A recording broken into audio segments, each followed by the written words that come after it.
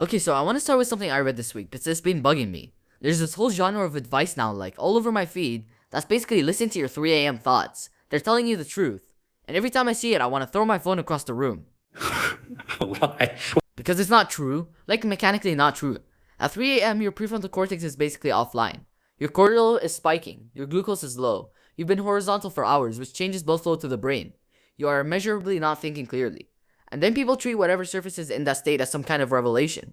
It's like getting financial advice from someone who's drunk. That's a good analogy. It's also wrong. Okay, go. No, I mean, the neuroscience you just described is real. I'm not arguing with the neuroscience. What I'm arguing with is the conclusion you're drawing from it. Which is what? That because the instrument is impaired, the signal is noise. That's the leap I don't buy. A drunk person isn't a reliable judge. I'd agree with you there. But a drunk person can be a very honest witness. They say the thing they've been holding back. That's not the same as being right about what to do, but it's not nothing either. Okay, but what? That's a kind of nice metaphor that doesn't survive contact with my actual 3 a.m. brain.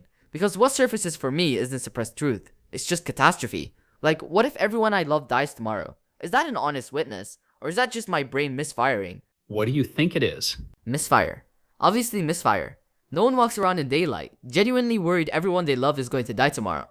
Right, and I'd agree the content of that thought is noise, but, and this is the part I think the science misses, the fact that it surfaced isn't noise. Your brain at 3 a.m. went looking for the worst thing it could find.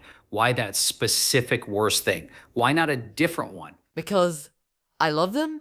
Because you love them and you haven't figured out how to hold the fact that you might lose them. The thought is catastrophic, sure. The underlying thing the thought is pointing at is real. You haven't metabolized your own mortality or theirs. Most 22-year-olds haven't. Most 40-year-olds haven't either, honestly. But at 3 a.m., your brain stops politely not mentioning it. And that's what I mean by honest witness. The thought is wrong. The region it came from is real. Okay, but you're snaking something in here. You're saying the thought is wrong, but the thing underneath is real. Which fine, I'll grant that. But then the actionable advice can't be trust your 3 a.m. thoughts. It has to be something like notice what your 3 a.m. thoughts are pointing at, but don't act on them. Those are completely different things. That's fair. That's actually fair. I'd revise to that. Because the danger of the first version, the version on my feed, is people make actual decisions at 3 a.m. They text the ex, they write the resignation email, they convince themselves the relationship is doomed, and then in the morning they have to undo it. Yeah. The damage of the act on it version is real. I've done it multiple times in my 20s. What happened? Sent the email, quit the job, ended the thing. Each time I thought I was finally being honest with myself. And in maybe 1 out of 3 cases, I was right. The other 2, I just blew something up that didn't need blowing up. That's a terrible hit rate. Exactly. It's a terrible hit rate. Which is why I don't trust the 3 a.m. mind as a decision maker. I trust it as a question asker. It's good at finding the thing. It's bad at solving the thing. Okay, see, this version I can live with. This is much more reasonable than the your 3 a.m. self is your true self stuff online. The online version is dumb. I'm not defending the online version. The online version is people who've read one Jung quote. Right. But here's what I'd push back on with you. You started this conversation saying the 3 a.m. mind is broken. Like the whole instrument is malfunctioning. And I think the framework version of you wants to dismiss the whole signal because the instrument is impaired. And I think that's also a mistake in the other direction. How so? Because the cost of dismissing it is you spend your 20s really good at managing your anxiety and really bad at noticing what your anxiety is about. You get great at the techniques, breathing, journaling, cognitive reframing, all of which work, by the way, I'm not knocking them. But you can use them to quiet the signal without ever reading it. That's a thing I do. I know it's a thing you do. It's a thing I did. It's a thing most people our generation didn't have language for. And most people your generation have too much language for. You can name every cognitive distortion. That doesn't mean you've understood what they're protecting you from. So what do you actually do? Like practically. It's 3 a.m. The thought arrives. What's the move?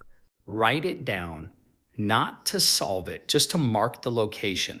And then in the morning, when the prefrontal cortex is back online and you can actually think, you read it, not the content, the direction. What was it pointing at? and you ask whether the daytime version of you has been honest about that thing. That's actually pretty close to what I do. I just don't call it that. What do you call it? I call it logging the anxiety so I can review it later, which is the same thing but in framework language. Right. Same move, different vocabulary. Okay, so where does that leave us? Because I came in saying don't trust them, you came in saying do trust them, and we both ended up somewhere in the middle. I don't think we're in the middle.